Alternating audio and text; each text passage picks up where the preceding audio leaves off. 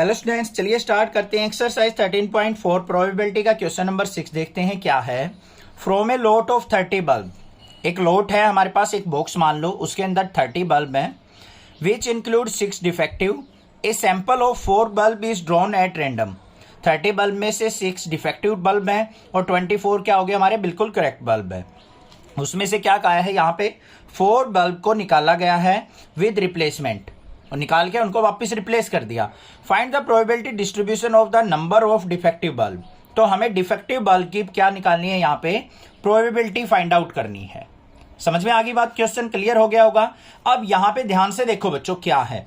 सबसे पहले हमारे पास क्या है, डी को हम डिफेक्टिव मान लेते हैं और एन को मान लेते हैं नॉट डिफेक्टिव। तो यहाँ पे क्या लिख लेंगे हम, let D is for defective bulb, defectives bulb and n for not defective। इन दोनों की प्रोबेबिलिटी देख लेते हैं भाई।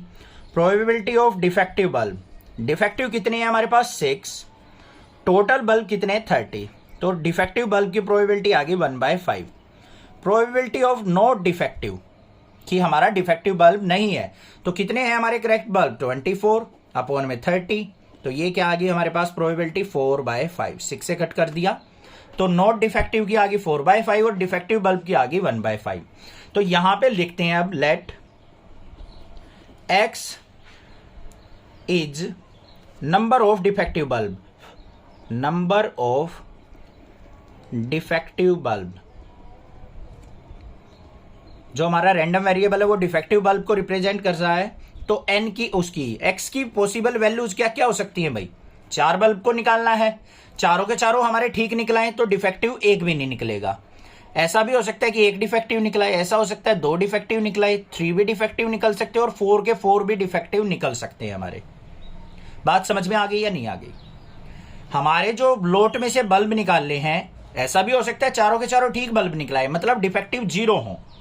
ऐसा भी हो सकता है एक डिफेक्टिव निकला है, 3 हमारे करेक्ट बल्ब निकला है नॉट डिफेक्टिव, 2 भी डिफेक्टिव निकल सकते हैं, 3 भी, और 4 बल्ब निकालने हैं, हो सकता है भाई वो चारों के चारों डिफेक्टिव आ जाए बाहर।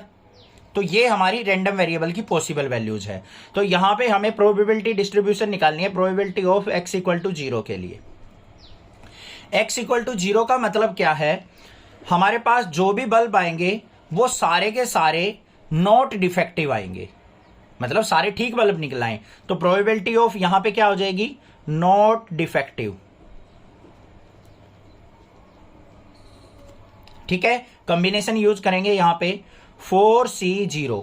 4 बल्ब निकाले और चारों में से हमारे पास क्या है, एक भी हमें डिफेक्टिव बल्ब नहीं मिला, तो मल्टीप्लाई बाय नॉट डिफेक्टिव की प्रोबेबिलिटी को हम 4 टाइम्स मल्टीप्लाई करेंगे। क्या है 4/5 मल्टीप्लाई 4/5 मल्टीप्लाई 4/5 मल्टीप्लाई 4/5, क्योंकि चारों केस में हमारा नॉट डिफेक्टिव बल्ब निकला है।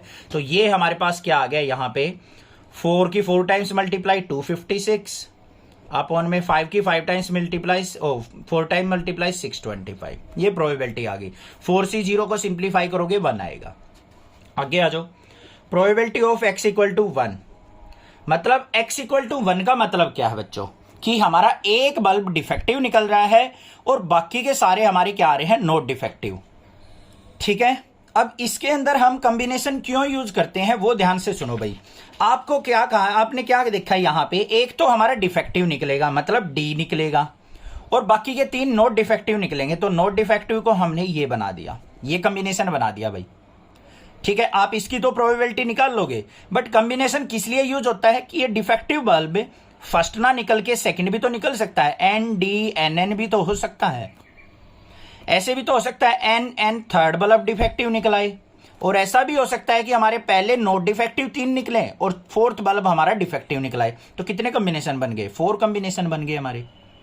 तो इन कॉम्बिनेशंस को सोल्व आउट करने के लिए हम क्या करते हैं, कॉम्बिनेशन का फॉर्मूला यूज करते हैं। तो क्या हो जाएगा यहाँ पे, 4 बल्ब निकाले, C1 एक डिफेक्टिव निकला जो भी है, मल्टीप्लाई बाय, अब क्या करना है यहां पे, एक तो हमें डिफेक्टिव की लेनी है और बाकी नॉट डिफेक्टिव की लेनी है। एक डिफेक्टिव निकला है तो डिफेक्टिव की प्रोबेबिलिटी 1/5 और 3 हमारे नॉन डिफेक्टिव लिख लेंगे 4/5, 4/5 और 4/5।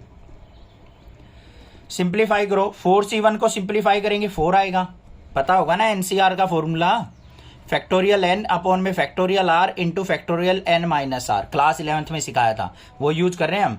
4c1 को सिंप्लीफाई किया 4 आ गया, मल्टीप्लाई 4 4 जा 16 4 जा, और ये हमारा क्या हो जाएगा 4 4 जा 16 और 16 4 जा 64 अपॉन में यहाँ पे 5 की 5 से मल्टीप्लाई ये करेंगे तो कितना आ जाएगा 625, और इसकी प्रोबेबिलिटी क्या आ गई 256/625। थर्ड केस पे आ जाओ भाई।